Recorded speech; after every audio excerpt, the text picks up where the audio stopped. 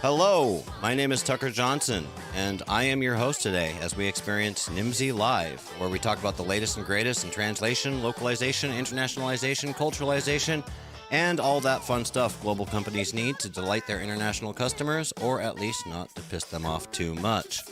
On this program, we invite guests who like to have fun and have some value to add for our audience of globalization professionals.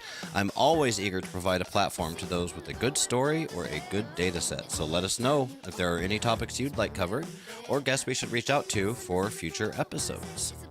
If you haven't already done so, now's your chance. Go ahead and subscribe to NIMSY or follow NIMSY or whatever the terminology is on your platform of choice. We are live streaming on LinkedIn, Facebook, Twitter, and YouTube today. Most of you guys are joining us on LinkedIn, which is fun because you can participate in the chat, which I will bring up on screen here. So if you have any questions during today's show or comments, if you'd like to add some value yourself, go ahead and put those in the chat. We'll bring them up on screen and do our best to be getting to those as we go along. Before we get too much further today, just a plug, we've got a whole bunch of upcoming events here On Nimdzi Live and other Nimdzi events, we've got Does the Translation Industry Suck at Using a CRM? With my friend and colleague Istvan Lengel. We'll be doing that on Monday.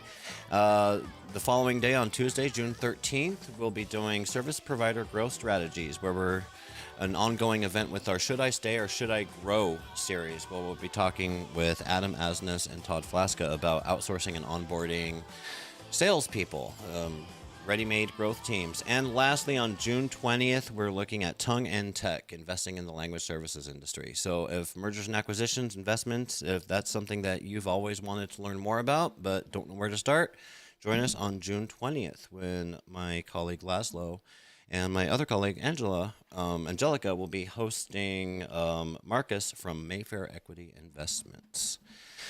Oh, without further ado, let's get into today's topic, shall we?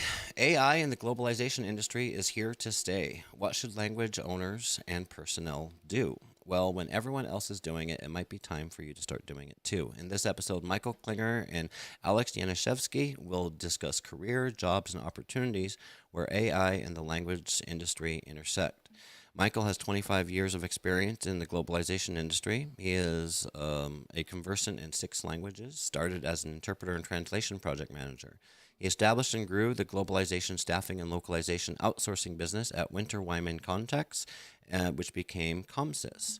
Alex is currently the director of AI and MT solutions at Smartling. Alex has been in the localization industry for over 20 years in a variety of roles. He has written numerous articles for industry journals such as MultiLingual and presented at industry conferences such as GALA, LocWorld, and AMTA. His areas of expertise include AI, NLP, machine translation, data mining, computational linguistics, and content management and TMS and CAT tools. And gentlemen, I jumped the gun, but I've already introduced you and I want to turn it over to you. But first, I got to turn it over to my colleague from MultiLingual magazine, Eddie, who's here to tell us a little bit more, because today's event features an article from MultiLingual magazine, I should say. So if you want to follow along at home, we're in the April issue with Phil on the cover here. And we're on page 28 and 29, I believe. The article is called AI and the Globalization Industry, written by Michael Klinger and Annette Hemera. Eddie, what can you tell us about MultiLingual? Thank you, Tucker. I'm excited about the conversation today. I also should say I don't know anything about AI, so I'm here to learn. Well, neither do I. That's why I'm the host and not the panelist. We enjoy it. If you are at home, you don't have the physical magazine, you can also go to multilingual.com, go to our archives, and you already have access to the April issue and also the May issue. So I think very important. Soon we're also going to be giving access to the June issue, and I have an announcement, Tucker, that usually it's only for our current and past advertisers and MultiLingual. Okay. But if you are an expert on gaming, on multimedia, localization, let us know. news@multilingual.com. We are closing articles for our July issue. So only for the audience on Nimdzi Live, you have to tell us that you saw this on the Nimdzi Live. So news@multilingual.com, the same place where you send press releases, completely free. So without any more rambling from my end, Tucker, thank you so much for the invitation. Very excited about learning more about AI, and please go read MultiLingual. Much more. All right. Thank you so much, Eddie. So you heard it from Eddie. If you have strong opinions about games and multimedia localization and you'd like to make them known to the world, reach out to news@multilingual.com, and we're still accepting submissions for the July issue. So, all right, moving on. Michael, Alex, welcome to the show. I already introduced you. What did I leave out in your introductions? You got it all. Actually, no, there's two companies we work. Answer Global does the staffing, and we started in 2006. And we're doing more staffing in the AI space, which is kind of what predicated the article in the first place. Oh.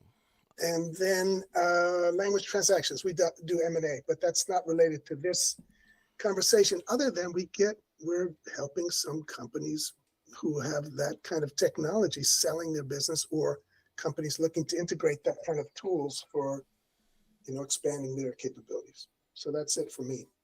Good to have you. Perfect for the topic today. I'm interested to hear about what roles you're staffing the most of Yeah. in the course of the conversation. Alex.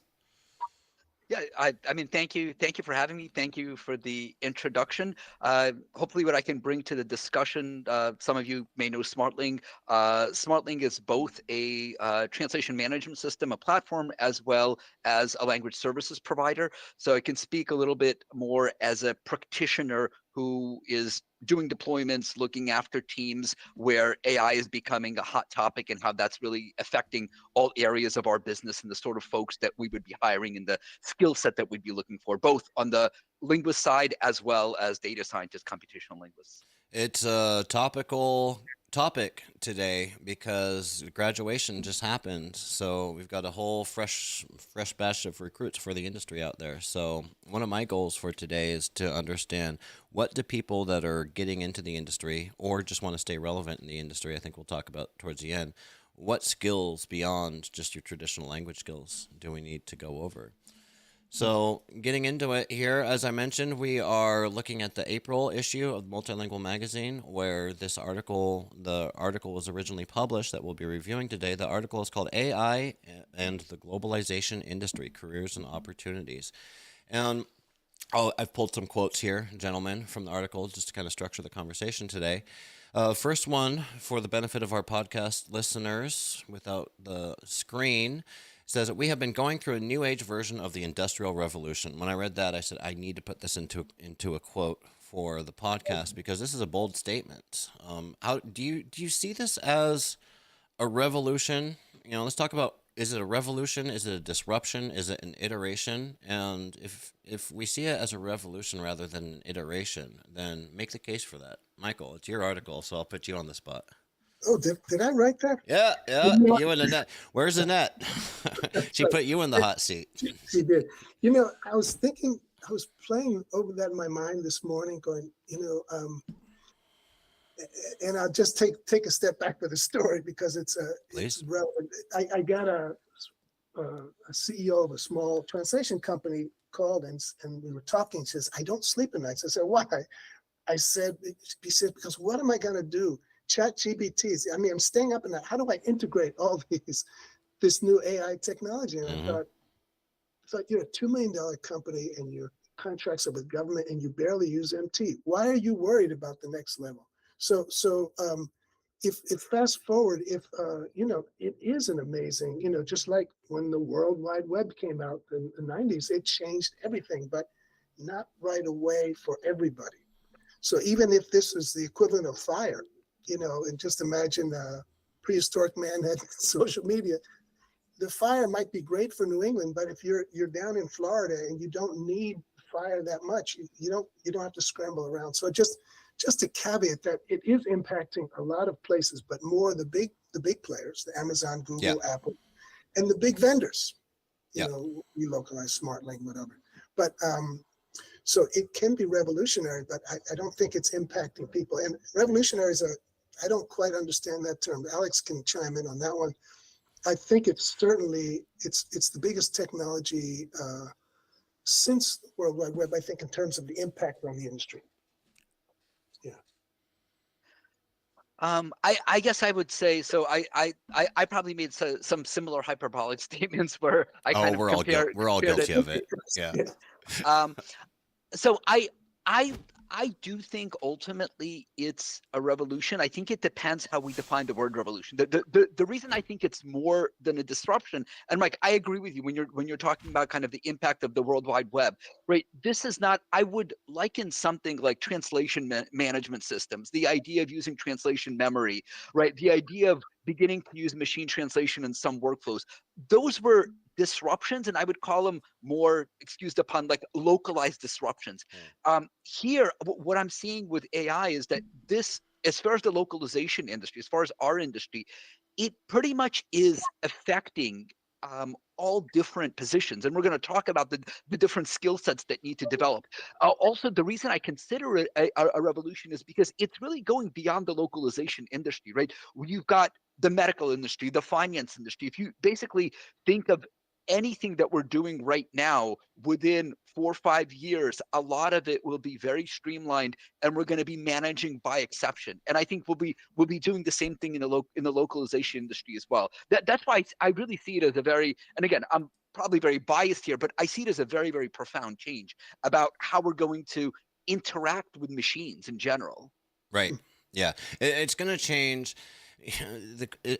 The way I look at it is, I don't think it's going to be replacing anything, but it's going to be changing things. It's going to be an evolution rather than a replacement, right? But I agree. I mean, this is a big deal. And I'm a cynical guy. I'm the first person to say when the new shiny object isn't, I don't think it's as shiny as everyone else does. But I do think this is a big deal with the advancements in artificial intelligence, machine learning, large language models. I pulled another quote from your article just because I liked it, because it's a nice, succinct definition of AI. You know, AI, talking about AI has almost become a meme these days because it's all anybody wants to talk about. AI, ChatGPT, AI, LLM, right? And I like this definition. I'll read it for the benefit of our listeners.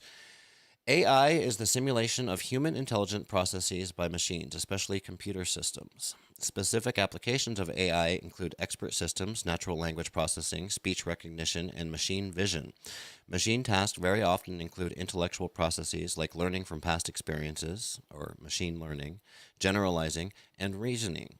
You can classify artificial systems into artificial narrow intelligence, artificial general intelligence, and artificial superintelligence. And then we have this lovely graphic here, which I'm betting Michael wishes Annette was on the call to go over. So I'm going to put Alex on the spot. I'm not even sure if you've seen this graphic before. The 3 types of artificial intelligence. We're talking about artificial narrow intelligence, artificial general intelligence, and artificial super intelligence. Any shed some light on this for us?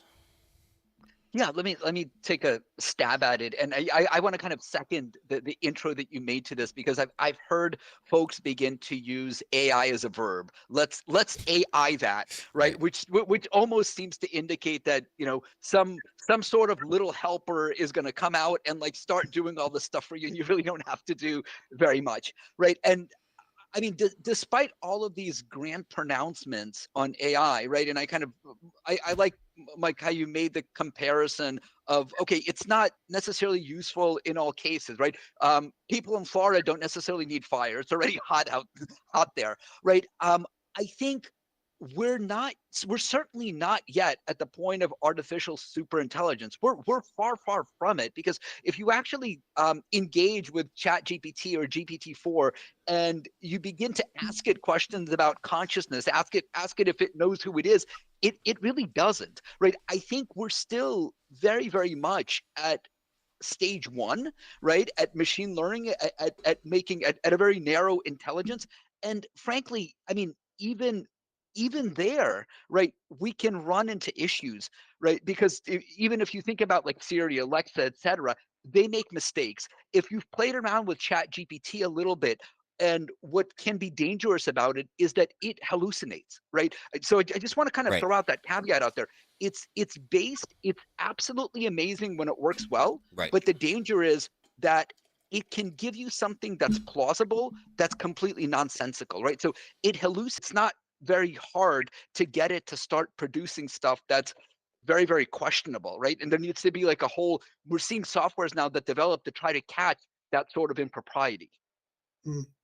And that Yeah, is go ahead. Mike. Well, I was going to move on to a comment that I saw in the comments, but did you have something to add, Michael? Well, just Tucker, one thing you mentioned earlier, it's not replacing, but it's adjusting, you know. And I think, you know, like Amazon Siri or Google Assistant, or, you know, Amazon's Alexa and Google Siri. You need it's what's interesting is who writes the dialogues for that. So those are people that, you know, bilingual computation linguists who are writing the dialogue. But anytime you talk to a system, I remember one time accidentally I had the my navigator on, and I was trying to get somewhere, and it was sending me the wrong place. I started cursing, and it had a response to that. It said, "Please don't use that language," or something like that. So someone has to program those So that's something that didn't exist before. But end of the day, as Alex said, you can't have something without a backup intelligence, a human intelligence at this point. Yeah, human in the loop is still very much necessary. Yeah. Alex, you were mentioning about effects on quality of data, garbage in, garbage out, all of that stuff. But I had an interesting question here from the chat from Whale Macram. Says, and I guess I could try to pull it up on screen here. Then this is the question that keeps hitting my mind. How will the new LLMs like ChatGPT leave their impact on the quality of, it got cut off, quality of translation, or no, the quality of MT engines? So, and this is something that's crossed my mind before as well. So let me rephrase it to a question that I would have, which is, if I hear that one of the applications of using large language models is to do automatic post editing, for example. And so without that, kind of replacing that final human in the loop. So with that in mind, is this going to have a detrimental effect on all of the trained engines that people have been working on for years and years and years? Or what is the effect going to be on that? Maybe this is a question for Alex. So right now, I still think we're in the research stages. In fact, myself included, I've been actually funny that you should ask that question, because that's something that we've been doing for the last few weeks. So I see three applications relative to machine translation.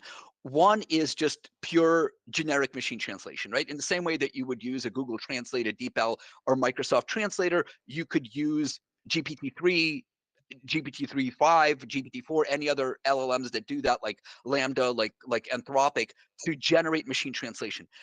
We're still benchmarking how good it really is, and can it replace Google Translate, right? It's getting close. It depends on the domain. It depends on the language. For example, Intento just came out with a state of the machine translation report. They have a very good comparison of that. It's becoming very, very promising. However, it's not yet to the point where it can be used scalably, because with OpenAI, you still get lots of timeouts, right? It takes a long time to return the translation. I think it'll get better. The infrastructure will be there, but we're still a little bit away from that. The other two use cases are, you can actually use these LLMs to post-edit machine translation, right? And here you could do really cool things like do grammatically correct replacement of glossaries, right? So not only will it replace the term, it'll replace it with the context, with the correct gender, with the correct article. That's very, very promising, much better than what we're getting now. And then with respect to the quality that where the question was posed, you actually have, for some of these LLMs, you can fine tune them. You could actually fine tune GPT-3 with your own data, like AutoML. Again, it's an open question whether it's better yet.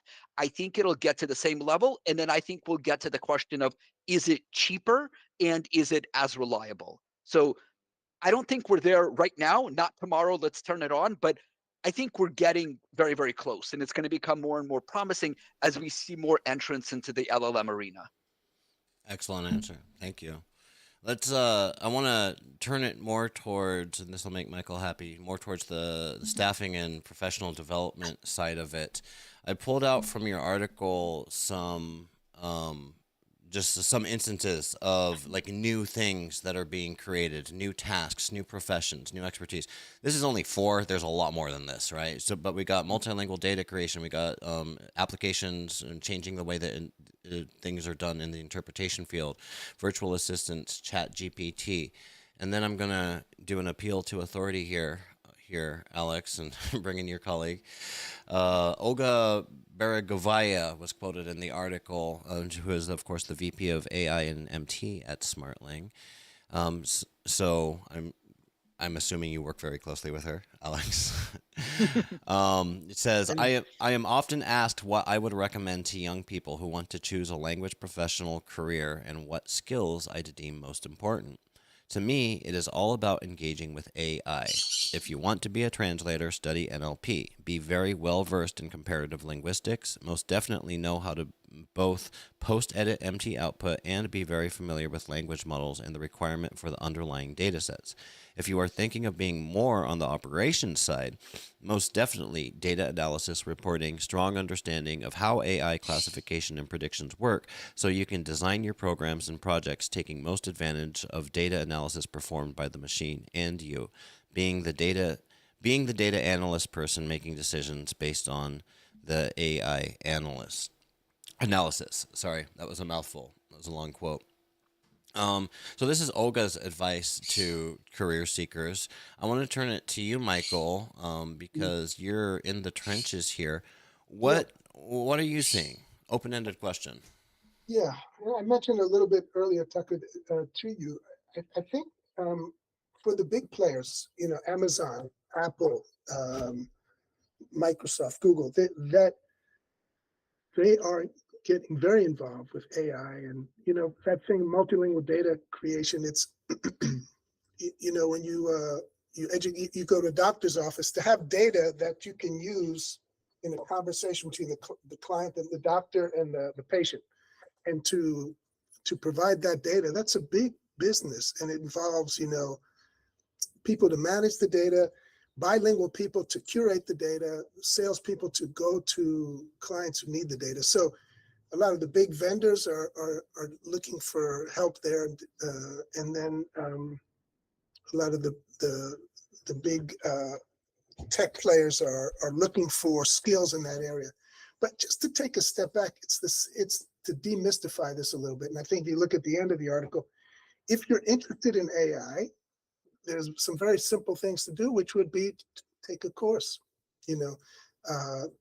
work with a component of NMT, or work with some component in the company that you're working with NLP. But not all companies, the smaller companies, are not really looking for these skills right away. It's not what we see for the smaller companies, but it's coming. So if this interests you and you have language skills, then there's a lot of places to go. But first, it's just like anything. If you're interested in becoming a weightlifter, you start do training. So that's where I would go first. And I think in the article, Alex breaks it up into hard skills and soft skills. If you're a programmer and you're bilingual, then add something in computational linguistics. If you're in the language side, soft skills, learn about managing data, or as Olga talks about, post-production, learning about post-editing, which a lot of translators don't want to do. I guess maybe, Tucker, if I could add to that and kind of second what Michael was saying, to me, what's really important, the salient part of Olga's quote, is this idea of engaging with AI, right? Rather than treating it as your enemy, realizing that it is something that's going to change the landscape, right? So from my perspective, when I engage with project and program managers that I find to be successful, either on the client side or on the LSP side, they tend to be folks who, they don't need to be formal mathematicians or statisticians, but they're people who can actually analyze the facts that they're getting and see how, based on that, they can act, right? They know how to manage by exception very well, so they can be efficient, right? And I find the same thing is true of translators. I think, again, to reiterate, I don't think AI is going to be replacing translators. I think the notion is that the translators are going to be becoming essentially analysts a bit more, right? What's going to make them valuable is not just post editing, but actually the higher level human skills that an AI can't do, being able to analyze what the mistakes are and giving very, very relevant feedbacks to the data scientists or computational linguists who are building the models. Right. So I think I think in all of those, right, the common thread is the ability, and this is only something that we as human beings have, the ability to analyze, synthesize, right, and make a prediction. Yeah. You got, and I pulled your quote up on screen here because you were actually quoted in the article. So you're seeing two Alexes on screen if you're watching this live. Alex Yanishevsky suggests you can divide the career path into hard and soft skills. If you want to enter the field and are a programmer or have strong technical skills, then get a degree in computer science with a minor in linguistics, or get a degree in computational linguistics. There are programs at Harvard or MIT to get a certificate in data analytics or data scientist or data science. And what I'm hearing both of you guys say, and I don't have a fancy quote for it, but what I'm hearing both of you guys say is just do something, get started. Like, subscribe to a podcast, read some research, play around with it.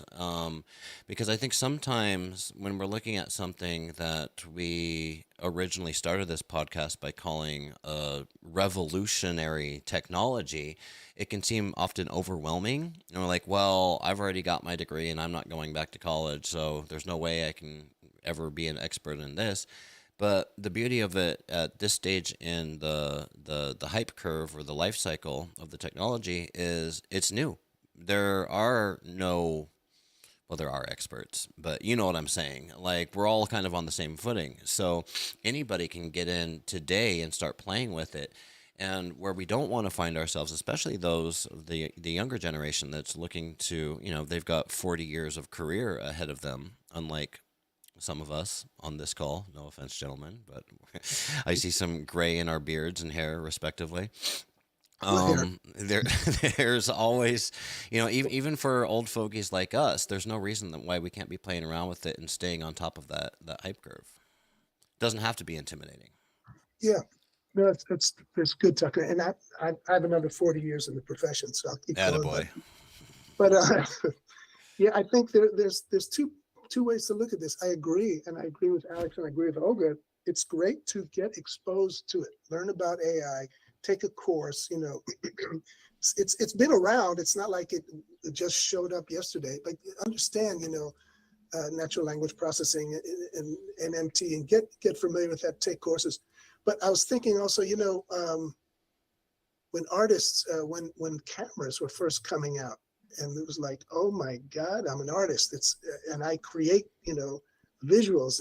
I'm obsolete, But then the impressionists came along, because they couldn't compete with the camera, but they could do something else. And I think in the language field, what's becoming more important now is not a straight translation with NMT and post editing, but transcreation. The skills, right. Alex was mentioning skills that humans have. Well, you can write the marketing in the US, but if you're going to Japan, you don't want to translate that marketing because they don't have the same values and culture. So you transcreate it, and that's a real value in the industry. So you want to go in the AI direction, fine, or you want to go in places that AI can't go. And this is something I was literally just on a call an hour ago with a client, big Silicon Valley type client, and this is they're doing this. Like, this is something that they're looking into it. And people aren't jumping headfirst into this, nor do we at NIMSY advise people to invest a lot of their R&D budget into jumping headfirst into this. But what we say is play with it, figure it out. And there's a lot of companies out there that are doing that currently. Yeah, for sure.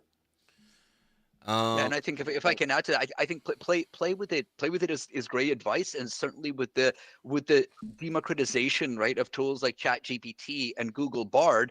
Again, just be careful. Don't put in confidential information. Right. But it is there's a reason why it's called a playground in ChatGPT, right? You can play around with it, give it prompts, and see how it responds, and continue refining those prompts, and that gives you good practice too. Yep. Let's go to the comments here. I saw some stuff here. LinkedIn user, not sure why your name's not coming up, but hello, LinkedIn user, asks, could you provide insights into the potential risks and challenges that language professionals must address to establish a framework for ethical, responsible, and inclusive AI-driven localization processes? So a framework for ethical, responsible, and inclusive AI-driven localization processes. Doug responds, Matt Barriere. So that must be Matt. Hi, Matt. There is a group. There's a group in Europe that has taken this on, but I agree with you. We need an organization like Lisa to help develop that ethical framework. And this isn't my world, gentlemen. What do you know about what groups are out there? And by groups, I don't mean like for-profit companies necessarily, but are there associations? Are there in chat in comments? Please, like Doug, add your 2 cents too. Are there different organizations that are taking a look at these concerns? That's you, Alex. I have no I was going clue. to say we're getting off topic a I little know. bit, but that's all right.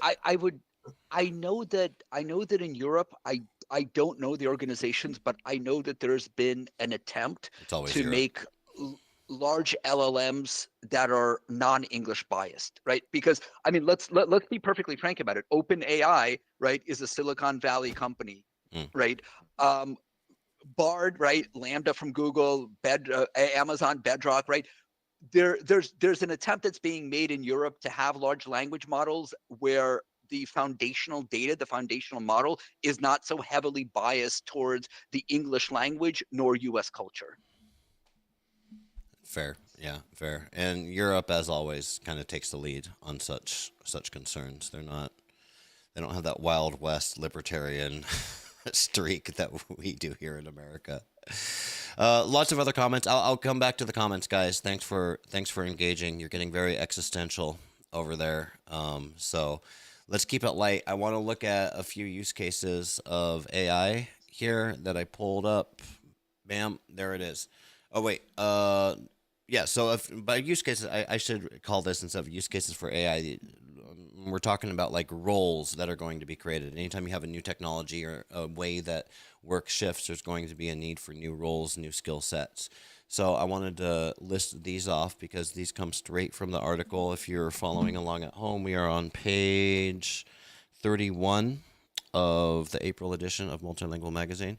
Natural language processing engineering in many different languages, AI/ML machine learning engineer, computer vision engineer, data engineer, software engineer, applied machine learning lead, cloud architect, AI data scientist, natural language processing, senior applied scientist, human, language technology, bilingual computational linguist. Michael, are these like real roles, or are these roles that just sound good in the article, or are these the type of things that you've been staffing?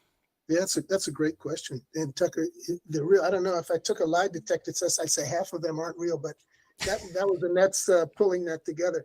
You know, the computational linguists for sure, because I mentioned earlier that, you know, those are the guys that are, for example, the bilingual folks that are maybe have a PhD in Canada or you know, Hindi, and then they're putting the answers in. We did some work with Google on that for their product, but a lot of those Alex can talk to more than I can, because I don't see, and I see a lot of the jobs come in, I don't see a ton of the differentiation, you know, with machine learning, NLP, machine learning, you know, computer vision, but Alex, you can probably talk to the nuance because that's more your world.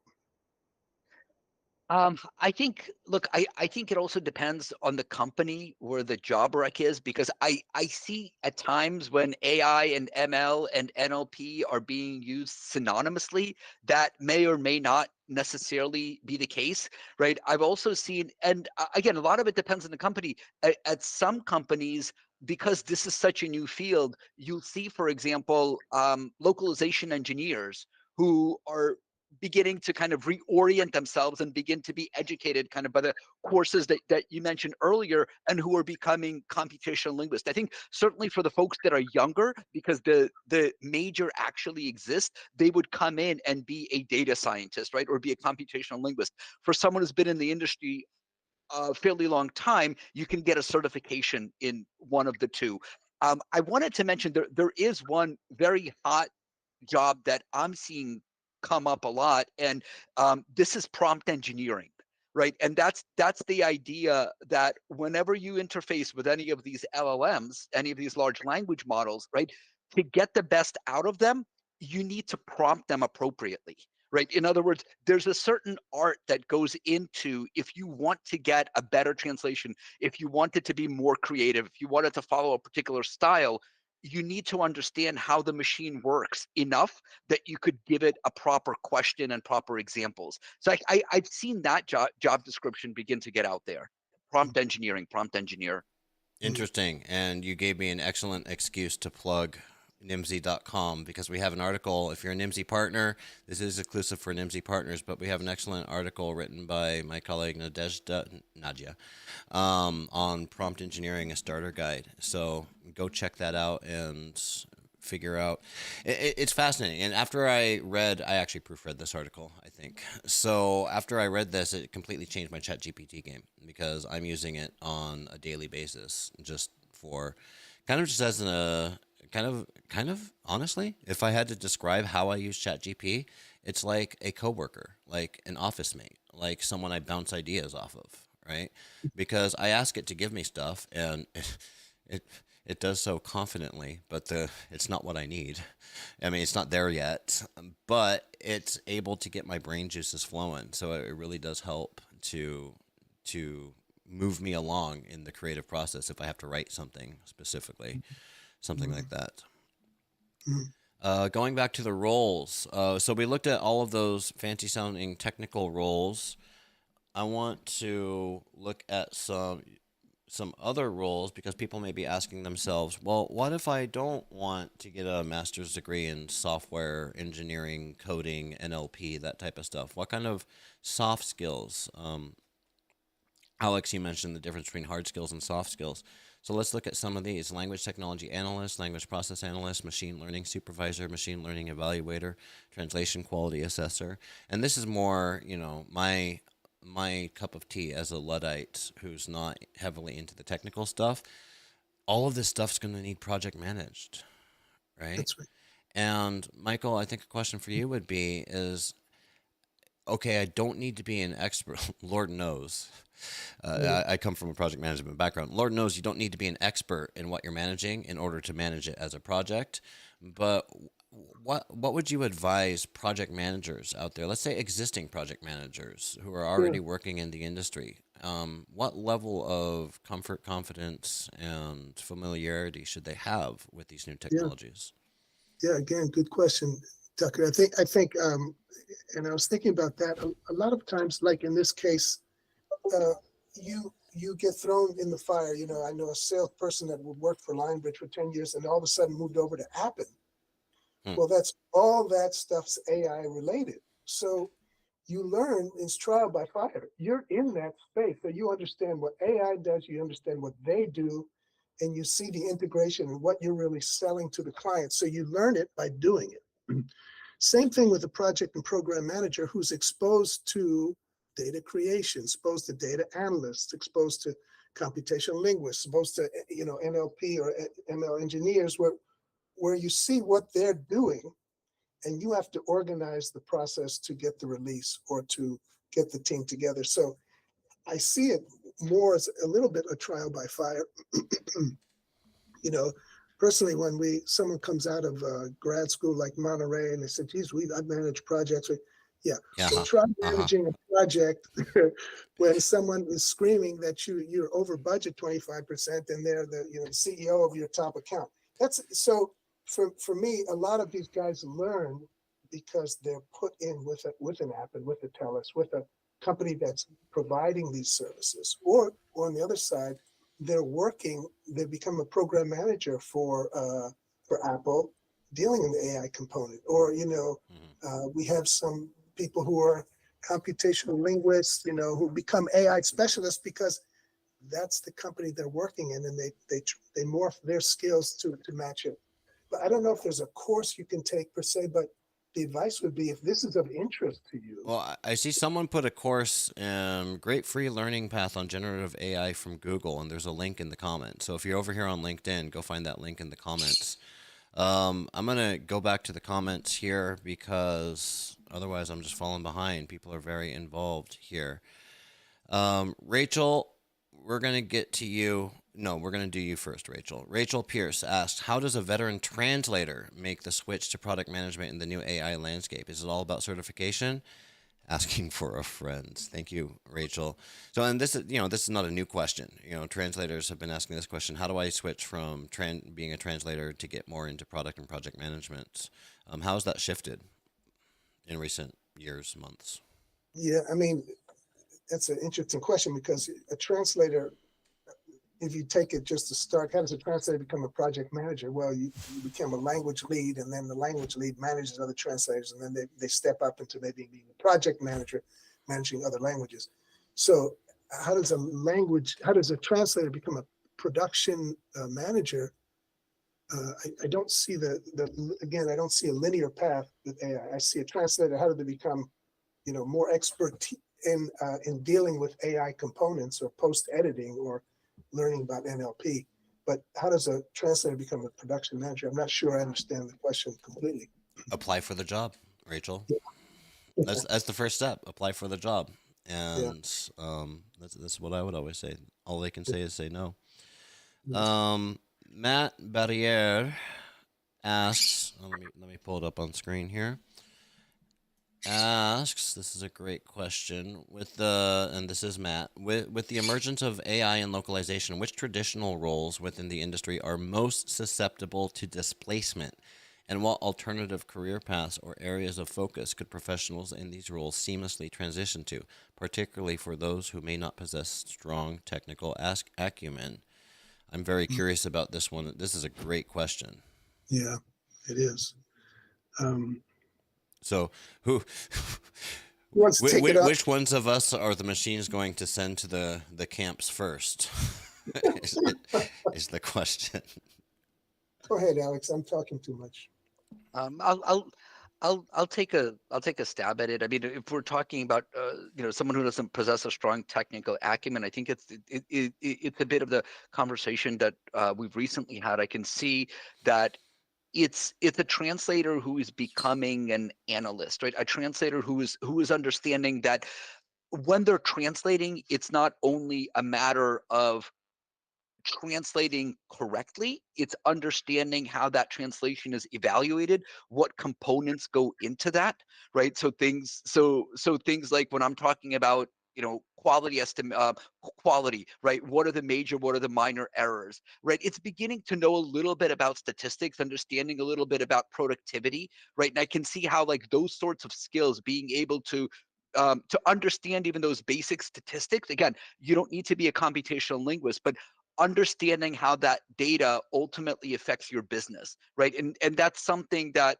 would make you into a lead translator. It's something that would make a project manager stand out a bit more and add value rather than just the already necessary organizational skills of a project manager, right? It's kind of being able to see one step beyond and attach your skills to something pragmatic, something that from a business perspective adds value, if that helps.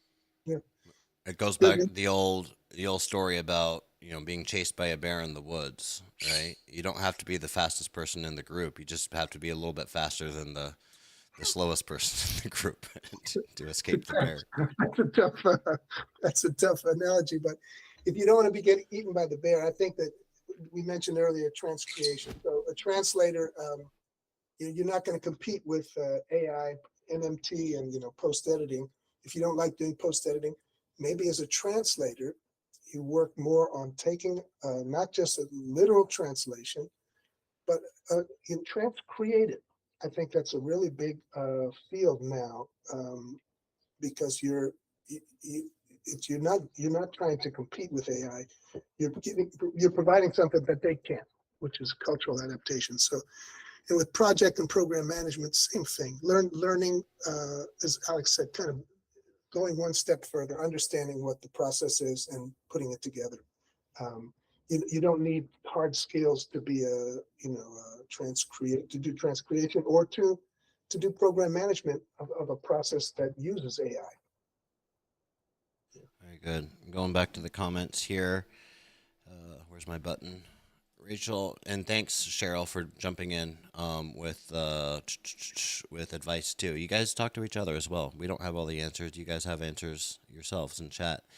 Another one from Matt. No. Where? Oh, here. Ingrid. Ingrid asks, and honestly, I kind of wonder this too because I've talked to people. I've talked to Taos folks and stuff about this data creation. When we use Yeah. this term, data creation, Yeah. can anyone give us a nice solid definition, just like we started with a solid definition of AI?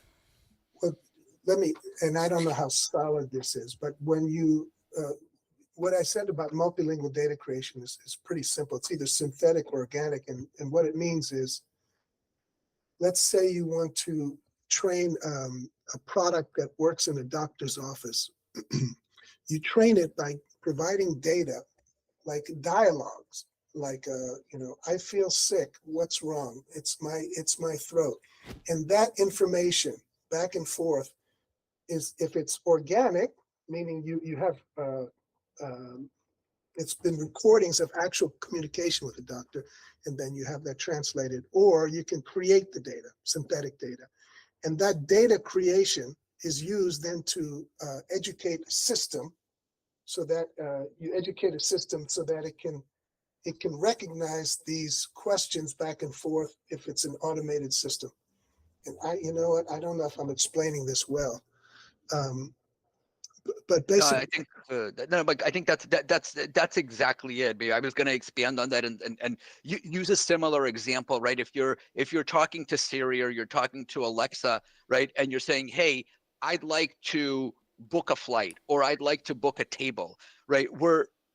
In order for that system to answer you properly, someone had to annotate data, curate it, and in the first place, create data that would say, hey, I can say, I want to book a table, I want to reserve a table, I'd like to get a table, right? The system needs to see all of those variants in order to answer properly and be able to understand, oh, this is the intent. What they want to do is this, right? Someone has to sit there and annotate a sentence that says, in a sentence, I want to book a table. Here is a person, and here's what they want to do, and here's what they want to accomplish, right? So there's a very, very big business right now that has to do with that whole workflow of data creation, either data creation synthetic or taking organic data, as Michael said, and curating it and annotating it properly so it could be categorized and ultimately be fed into these models. yeah, it is a big business, and they buy this data. Companies like Amazon buy this data, so you have, companies like Appen or GlobalMe or E2F provide this data, and to do that, they need these bilingual folks to inset the data. Not a very high skill level in terms of not very glamorous work. No, it is the bathroom janitor of the language services industry. No disrespect to anybody out there doing that work. I don't mean, but it's. In order for this, it's funny because when we think of AI, we think of like new technology, sexy, like it's all of these mysterious things. But behind it, there's a bunch of people chained to desks, that's right, tagging images so that the AI can be trained on it. Yeah. Matt asks, and I like this question too. How are we doing on time? All right, let's do one more. MT comes from AI. Let me pull it up here. MT comes from AI, but other... Oh, jeez. I'm sorry, guys. I'm not organized today. MT comes from AI, but other translation technologies are not that smart yet. I'm assuming we're talking about like TMSs and stuff like that. How are other loc tech tools evolving with AI? And Alex, I think I'm throwing you a softball here to give us your plug for Smartling and the technology that you guys have over there. So if we're talking about other loc tech tools, right? So MT is one application of natural language processing, which is a subset of artificial intelligence, right? There's AI that can be used for computer vision, right? When you can go into something like DALL-E and give a description, you'll get an image, right? So the way, basically, when we're talking about loc tech tools, right? Be they CAT tools or be they translation management systems, they're essentially platforms, right? They're conduits that allow you to do something. So the role of this is my personal take on it. The role of a translation management system is to be able to make connectors to an open AI, to Google Lambda, for example, to an Amazon Bedrock, to take advantage of the AI components that it has, right? That's one part. I think the second part that Loc tools are working on is, well, because we have a workflow that's part of the translation management system, how can we actually make that workflow efficient? How can we manage by exception? So when project managers, program managers, everyone who's working on the translation, they're not seeing the same mistake over and over and over again, right? How can we have everyone manage by exception and do stuff that's interesting? Right, I guess I would liken it as a very loose comparison. I would liken it to what we're trying to aspire to is when a credit card company calls you and says there's been fraud, right? They're generally correct most of the time. If they were 90% correct, you would lose a lot of faith in them.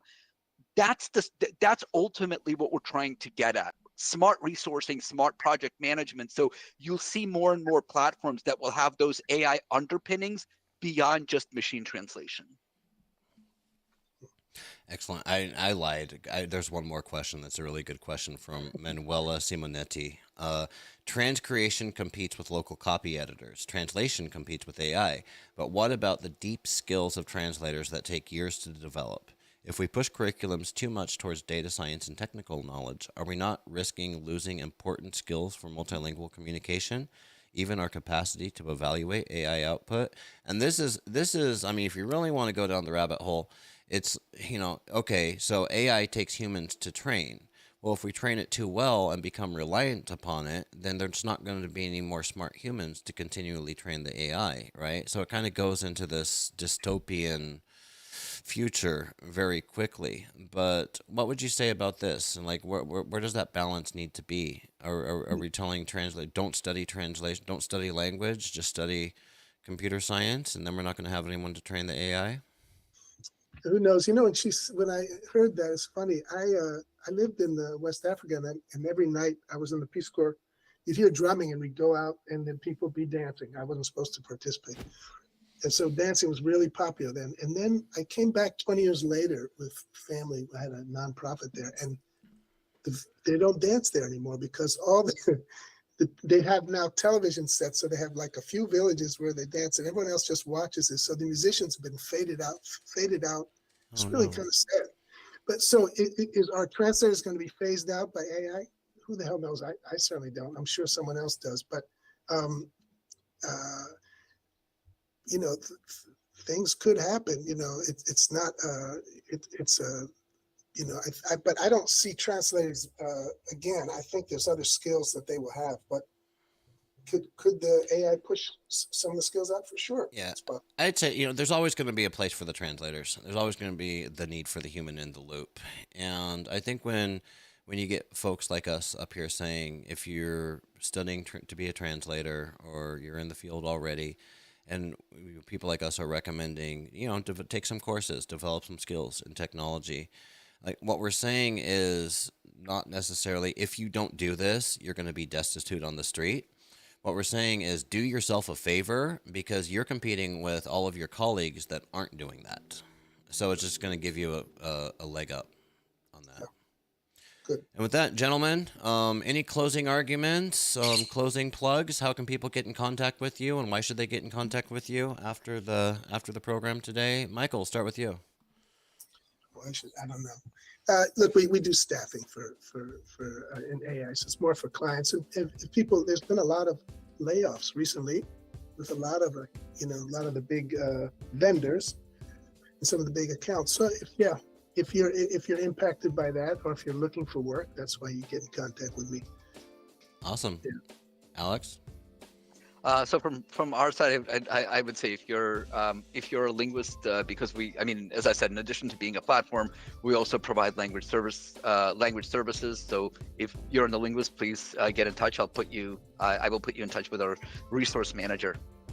Very good. Michael, Alex, thank you so much for coming on the show and for the engaging conversation. Chat, We got you riled up today. You've been very active. Thank you to everybody who's participated. I'll take us home here. Ladies, gentlemen, and chat, we are out of time for today. If you enjoyed the Nimdzi Live experience, then join us next time on Monday when we're talking to Istvan Lengel about does the translation industry suck at using a CRM? I appreciate our guests. I appreciate my colleagues here at Nimdzi Insights doing all the hard work. I appreciate everybody in our industry who helps us with filling out those surveys and scheduling briefings with our analysts so we can include you in our published industry research. And finally, I appreciate you, the audience, who are joining us live today, all of the dialogue and chat, everybody who left comments, questions, and especially criticisms. And I look forward to next time. Cheers.